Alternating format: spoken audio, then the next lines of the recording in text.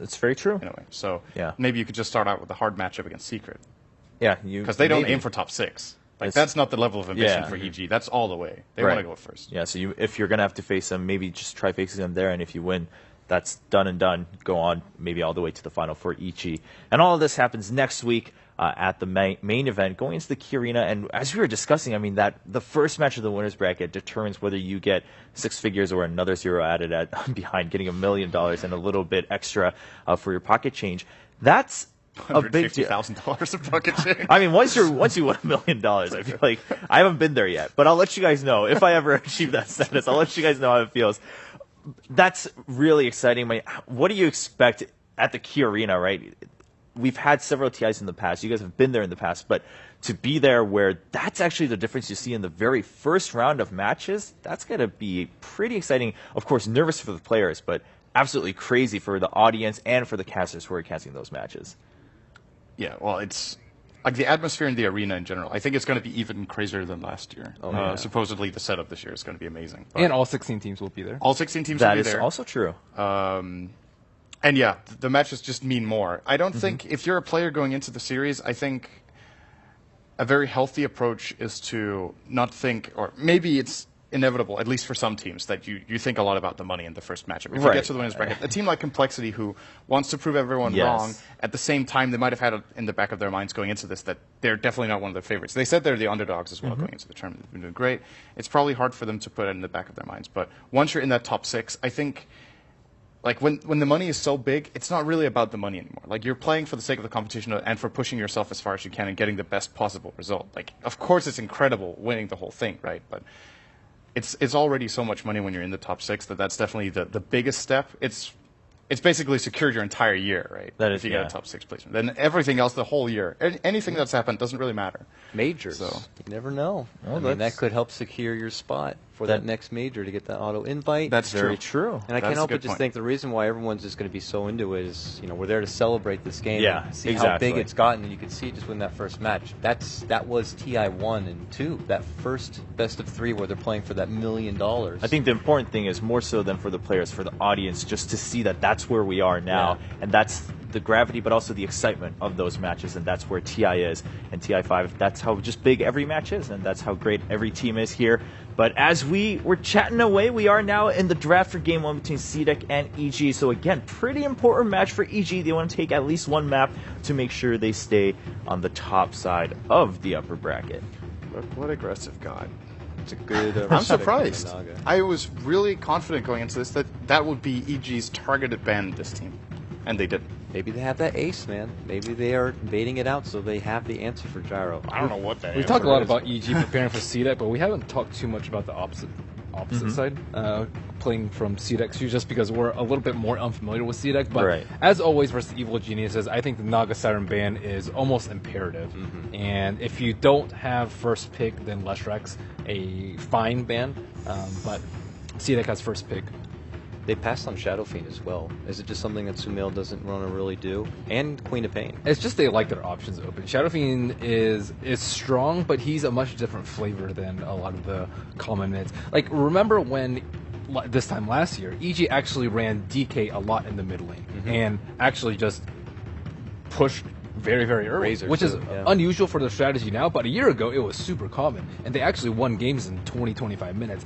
Times have changed, but DK is still a very viable pick, and I think Shadow Fiend somewhat limits their options, even though they do have like Shadow Fiend Omni and, Storm Spirit plus any pretty much support that PPD likes to run, but you always want to be flexible and open and see how CDEC wants to approach the game. Okay, and as you were bringing up, Dakota, Quap does slip through again, so we'll see if that stays up as a ban or pick or gets banned. That's what I'm super surprised about, is Quap making it through, just because EG, they highly prioritize it. They have multiple heroes that can play it, and I think it plays very well against CDEC. Yeah, but chose the Tuscan and the Dazzle. Personally, not too surprised that they prioritized the Dazzle in that first phase, but then the Quap slipping through is still... It seems like a pretty defensive opener from EG. It's like two heroes that have a lot of defensive capabilities. Perhaps the approach from PPD here is no matter what I ban against this team and no matter what they pick, they will be playing aggressively from their safe lane. So if we get defensive supports, maybe he doesn't snowball. Okay. perhaps that's the idea here. Tusk is, of course, a little bit of a hybrid. He can also be played aggressively. But a lot of the times, at least, for example, when we've seen PPD play the Tusk, which he definitely won't this game because they have the Dazzle. But I like the fact that they don't go back to the PPT support Tusk. Again, the Frost Shards trick was cute, but it didn't win them the game, ultimately. And it wasn't enough of an impact to justify running unless it's a very specific situation or if Aoi plays it. I was looking at CDEC's reactions, and they seem very confused. Like, they're not, like, super relaxed, and they're more, like, squinting their eyes, like, what? Why did they pass on Queen of Pain and Shadow Fiend? What's happening? Yeah, I mean, passing on both. I definitely don't think this is the opener they expected from EG. there's a quap for some mail if they want it now. Yeah, Shadow what do Fiend you was think painful. about the SF ban over the Quap if you're CDEC? Radiant minus armor with weave. Just general, I want to say, ability to, like, it's weird to say this because Queen of Pain has ridiculous team fighting potential, but Shadow Fiend is different in the sense that he matches up really well against Gyro in the mid game when he has his BKB, as we've seen. Okay. For example, we saw Team Secret against LGD where LGD had IO Tiny as well as a Gyro, and Shadow Fiend just pops BKB and Requiem's in the middle of the fight, and all of a sudden you're actually in a really good position. Requiem is annoying to deal with. Right. The Gyrocopter, he loses half his base damage for Flat Cannon. Okay. And This is getting really interesting. they actually banned Quap and pick Lina. Right.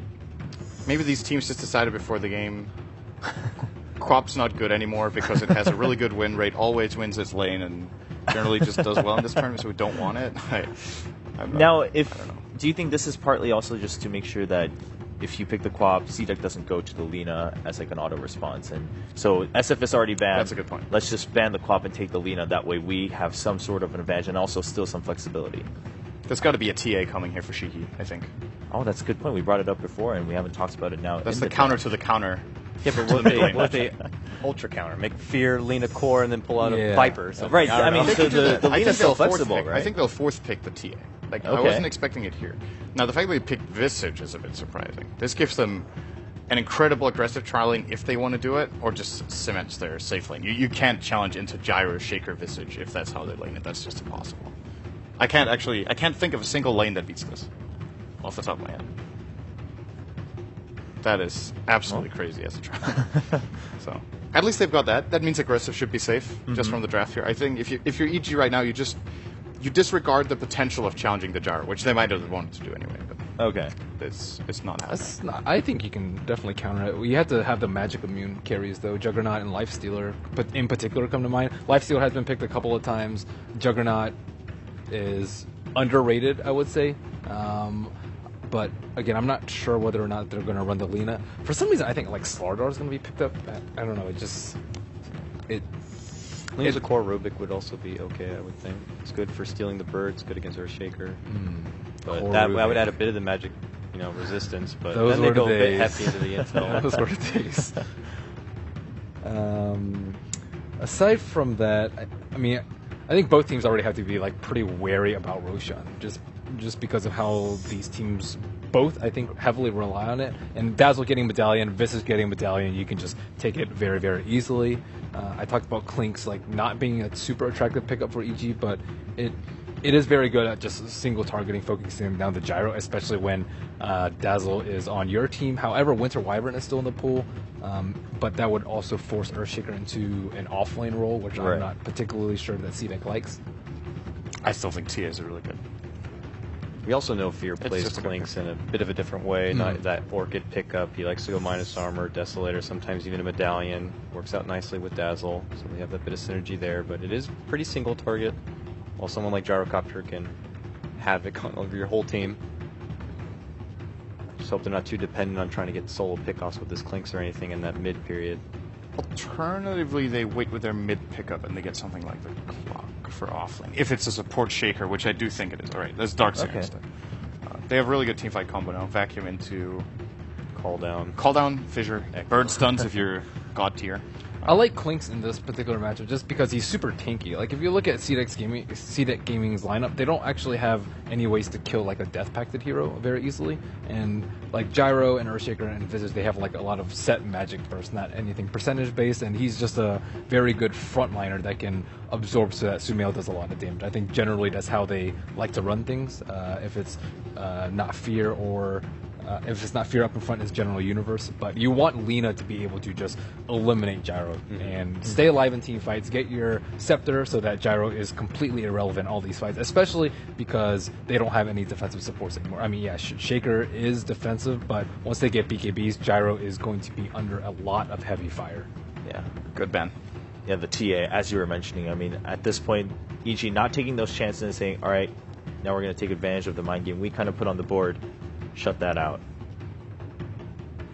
So what else has Shiki played that remains in the pool now? There's no Quap, which I guess Aggressive has played a lot. There's no Lina, no TA. Oh. Oh, Well, that's wow. Okay, the secret strat. that's a curveball. Okay. Well, Tusk Techies. Our C-Deck ready. well, I mean, yeah, it is Tustekis, just in the very front and back. I do believe for EG, it's AUI who plays the techies, and I think, judging from how he usually plays as a player, first of all, that would put it as a farm priority Tusk. So it's a core for Universe, it's not a support possibility anymore, really. Mid-Lina. And AUI will probably focus a lot more on farming than you see from other teams. So it might be a little bit more of a defensive techies that aims more for the mid-game impact. Of course, they're going to use the Snowball Suicide, because why wouldn't you? Right. But probably going to see him maybe like there, stack the jungle, maybe use some mines there, get him his level 6 that way. And he tends to have like a different approach in general to playing supports than a lot of players do. A little more greedy as a player. Okay, well, the game is already kicking off here between EG versus CDEC. Game 1, EG needs to secure at least one map to ensure that they are at the top of Group B. Let's find out. All right, guys, welcome in to everybody tuning in on the live stream. We've got Evil Geniuses facing up against CDEC, probably the most hype match of the day. CDEC have been doing extraordinarily well in the group stage, probably blowing pretty much even the most fervent CDEC fanboys' wildest dreams out of the water with their performance so far. But they are facing one of their toughest opponents, Evil Geniuses, who have been a pretty standard top 3 prediction for most analysts. Yeah, EG is... You look smart by just calling EG a top team, right? Mm-hmm. Like, it's That's not why a very I say it all the difficult... time. Yeah, it's not a very difficult association to make. You say... It's like saying Secret's going to be really good at this international. All right. Or LGD. Like, everybody thought LGD was... I think that was... I know people like to say Vici, but I'm pretty sure I heard most of the personalities No, way more people say had LGD. Yeah, LGD as like a 3rd place slot, and Vici Gaming was more Yeah. like a 5th place slot. So things are kind of evening out. I guess the biggest surprises for me are both CDEC and Empire. I thought Empire would do a lot better, but so far it hasn't happened. And You and me both, buddy. yeah, You and me both. but this is pretty much a game of like two titans. CDEC is a team that has so much going for them. They're a huge underdog.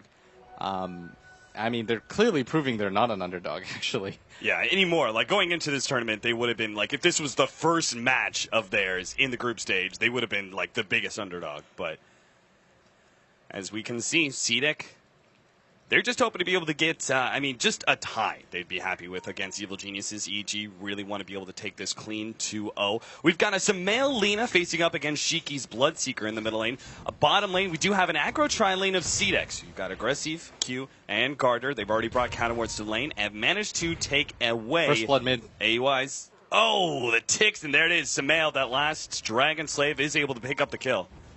Oh, man. I watched that the entire way through. And it was so weird.